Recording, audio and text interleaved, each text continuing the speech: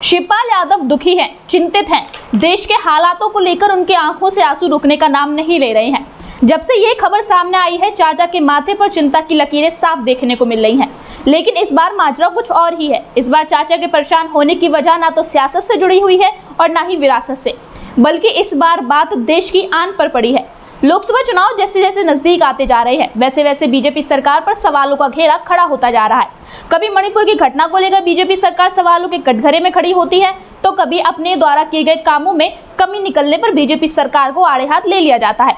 लेकिन अब इसी बीच जब से वित्त मंत्रालय ने अपना फरमान जारी किया है, तब से बीजेपी सरकार पर आरोपों का मानो पहाड़ टूट पड़ा हो।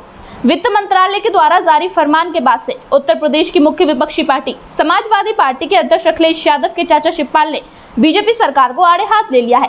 साथ ही कुछ ऐसा कहा है जिसके बाद तो सियासत का पारा हाई होता ही चला जा रहा है। दरअसल पिछले 9 वर्षों में देश पर विदेशी कर्ज की धनराशि में इजाफा हुआ है।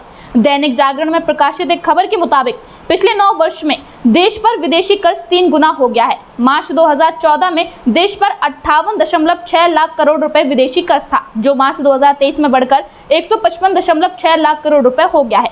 इस वृद्धि के पीछे एक बड़ा कारण कोरोना महामारी के दौरान राजस्व संग्रह में आई कमी और इसकी भरपाई के लिए लिया गया कर्ज है।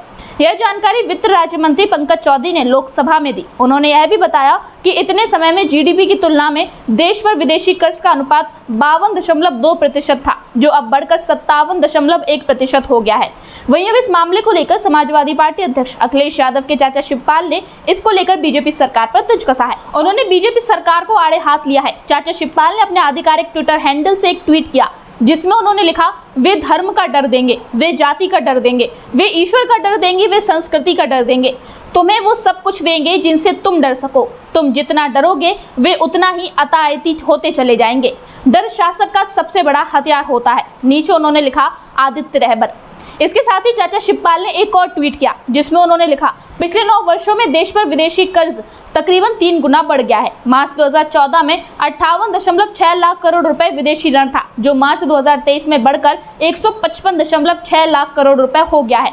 यह दुख है कि सरकार ने किसानों की आय दोगुनी नहीं की, लेकिन देश को कर्ज का बोझ जरूर दे दिया है।